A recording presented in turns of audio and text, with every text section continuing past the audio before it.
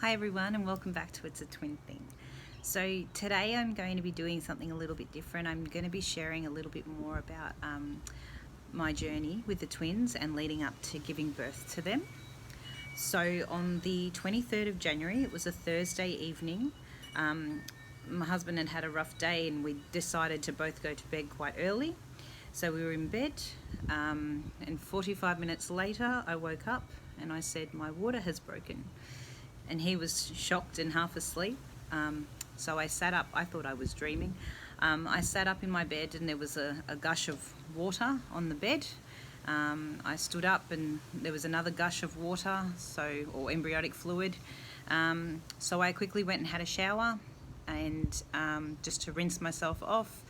We packed a few bits and pieces because I had nothing prepared. I put a towel in the car seat and I popped a towel down my underwear, and off we were to the hospital. At this point, I wasn't aware whether or not because I was having fraternal twins, they had 2 sacs and 2 lots of embryonic fluid, so I wasn't sure whether both waters had broken or whether it was just one baby. And the positioning wise of the children, so my son was in the right position for delivery and he was closest to my cervix, and my daughter was breech and she was further up in the belly. So we made our way to the hospital, went straight through to the emergency, and then before you know it, there was probably about 9 or 10 doctors and nurses around me. I had ECGs, drips going in, wires, needles, and naturally feeling ridiculously overwhelmed. I was only 30 weeks, so was not expecting this to happen. I then had one of the doctors inform me that I was going to be staying in hospital until the babies were born, and this could be for another 6 weeks, as the embryonic fluid in the sac naturally rejuvenates itself, but I just continued to leak out, I suppose.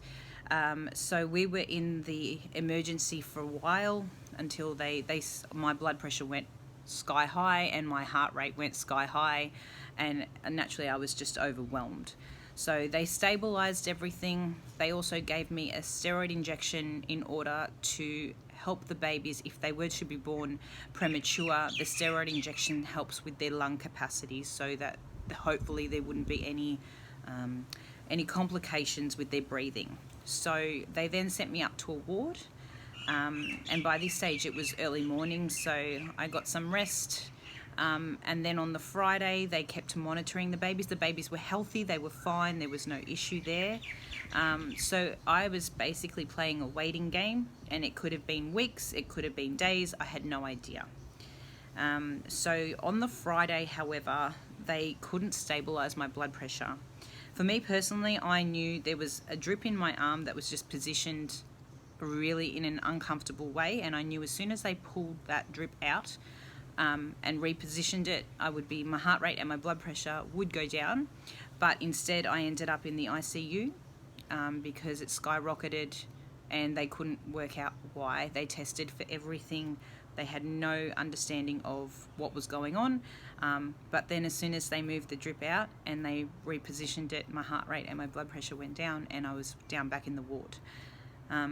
Then on the following Saturday, I started having contractions. I was in a lot of pain. And so the doctors and nurses came in and they checked and they said that I had dilated 3 centimeters, and they'd set me down to the birthing suite. And at this point it was the Saturday, but it was early morning, so say 2 a.m. So we went down to the birthing suite and they were monitoring everything. At this point we were still planning on giving birth naturally if we could. But what had actually happened was my daughter had pushed my son out the way and her water had broken, but he was still perfectly fine in his sac, in his embryonic fluid. He was there, but she was wanting to come out. Spiritually, I trusted that they were completely fine. I had this knowing that God had protected them, and no matter what, if they were to be born then at 30 weeks that they would be secure and fine. It was just a knowing that they were going to be fine. So I trusted that. And my husband and I just kept praying that we would be okay, and that the process, we just trusted that the journey was meant to be the way it was.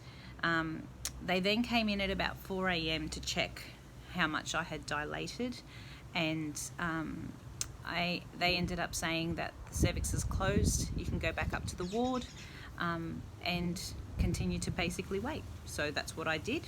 So on the Sunday, I again felt like I was having contractions, but at that point I kept thinking to myself, well, it keeps being false labour, so I didn't really say much. And basically the nurses and the midwives were saying, we'll give you painkillers, and if the painkillers assist with the pain, then it's false labour, but if they don't and it doesn't help with the pain, then we can consider you going into labour. So anyway, I got through the Sunday, and then on the Monday morning I started having really bad contractions at about 11 a.m. They were frequent, they were coming, but again I sort of didn't really say much because, you know, I thought it potentially was false labour. It got to 11 p.m. that night, and I called one of the nurses and I said, I can't cope anymore, I need help, I need some sort of pain relief because these contractions are coming quick and they're hurting. So they called in the doctor checked, and they said it's an emergency C-section right now. Your daughter has put her foot through your cervix, we need to get them out. So at that point I rang my husband and I said, you know, come down, we're going to have these babies tonight. So they took me down to the birthing suite and prepped me for an emergency C-section. And I remember one of the hardest parts was having these contractions and having to be still while they did the spinal tap on my back so they could numb me. So I was the male nurse that was holding onto my hand. I was squeezing it so tight, I felt so sorry for him. So they prepped me and till the point where I was numb in the belly, but I was very conscious of what was happening. I went into surgery and there was probably about 9 or 10 doctors and nurses around. My husband was with me, and within probably, I don't know, half an hour of all the prepping and that was going on, and then the next thing you know, the beautiful babies were born. My daughter came out with eyes wide open, ready to take on the world. My son was a little bit more relaxed.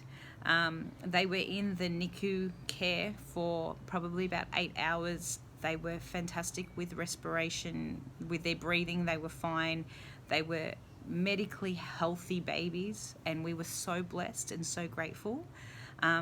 But then there was the journey of the special care unit, in which we spent 6 weeks in hospital with them, just so they could develop and learn things that, you know, the eating and feeding and all that sort of stuff. But what I will do is I will click on tomorrow and I will start to share a little bit about the special care unit. If you have any questions about that little bit of journey there, feel free to contact me. And tomorrow I'll continue sharing about our journey at the special care unit. So have a great day and we'll see you tomorrow. Cheers.